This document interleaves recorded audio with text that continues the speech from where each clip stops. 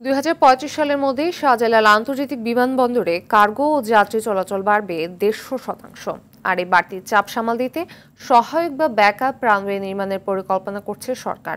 তবে এতে আবারও অর্থের অপচয় হবে বলে মনে করছেন বিশেষজ্ঞরা। বলছেন, সহায়ক রানওয়ে দিয়ে এই চাপ সামলানো সম্ভব না। তাই রাজধানীর আশেপাশে আরেকটি বিমানবন্দর করার পরামর্শ তাদের। শরীদ খান রিপোর্ট। নগদের কাছে সব গ্রাহকই প্রিয়, তাই তো সারা দেশে ক্যাশ আউট চার্জ সবচেয়ে কম। শাহজালাল আন্তর্জাতিক বিমানবন্দরে পুরনো দুটি টার্মিনালের আয়তন ১,০০,০০০ বর্গমিটার, যেখানে একসাথে পার্ক করা যায় ২৯টি উড়োজাহাজ। তৃতীয় টার্মিনালের আয়তন ২,৩০,০০০ বর্গমিটার, যেখানে একসাথে পার্ক করা যাবে দুটি এয়ারবাস সহ ৩৭টি উড়োজাহাজ।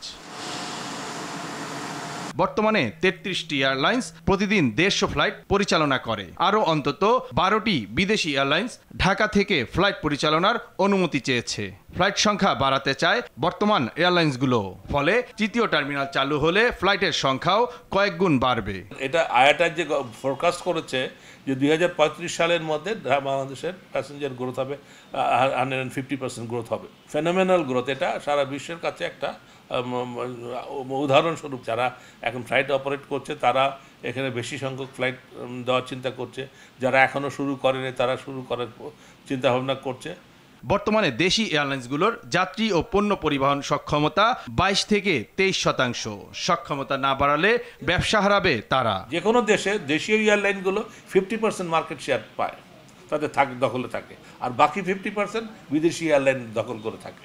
আমাদের এখানে আনফর্চুনেটলি আমাদের মার্কেট শেয়ার এখন ২২-২৩%। আমরা এই যে ডিমান্ডটাকে মিট করার জন্য আমাদের যে ধরনের ক্যাপাসিটি বিল্ড আপ করার দরকার, সেই ক্যাপাসিটি বিল্ড আপ তো আমরা করছি না। বিমানবন্দরের চাপ বাড়লে তা সামাল দেয়া যাবে কিনা তা নিয়ে সংশয়ে বিশেষজ্ঞরা। নগদের কাছে সব গ্রাহকই প্রিয়, তাই তো সারা দেশে ক্যাশ আউট চার্জ সবচেয়ে কম। একটি রানওয়ে দিয়ে ফ্লাইট পরিচালনা করতে বর্তমানে উড়োজাহাজগুলোকে ৩০ থেকে ৪০ মিনিট অপেক্ষা করতে হয়। টেকনিক্যাল হওয়ার পর এটা তো চেইন ইফেক্ট আছে পুরো একটা পরে একটু আমাদের অন টাইম পারফরমেন্স গত 74% নর্মালি, গত মাসে সেটা 67% ছিল।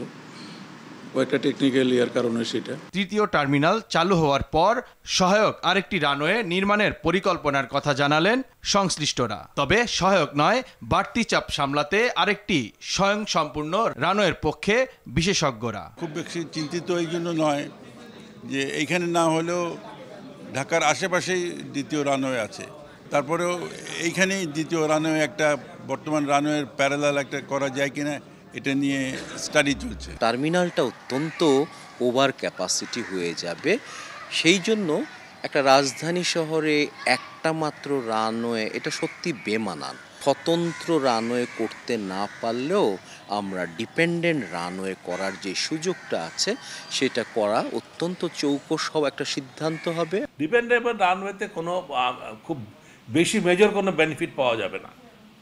হ্যাঁ, ওটা খরচ হবে, ওটার পিছনে যে ইনভেস্টমেন্ট সেই তুলনায় return is very negligible. Shahjalal আন্তর্জাতিক বিমানবন্দর আগামী 5 বছর পরে এটা স্যাচুরেটেড হয়ে যাবে। এটা এখনই আমাদেরকে উচিত হবে একটা নতুন এয়ারপোর্ট, যেটা বেশ কিছুদিন থেকে কথা গুঞ্জন শোনা গেছে, বাট সেইটা করে এয়ারপোর্ট অ্যাটলিস্ট 2 বা 3টা রানওয়ের প্রভিশন করে। এমন বাস্তবতায় কিভাবে যোগাযোগের হাবের স্বপ্ন পূরণ হবে তা নিয়ে প্রশ্ন থাকছেই।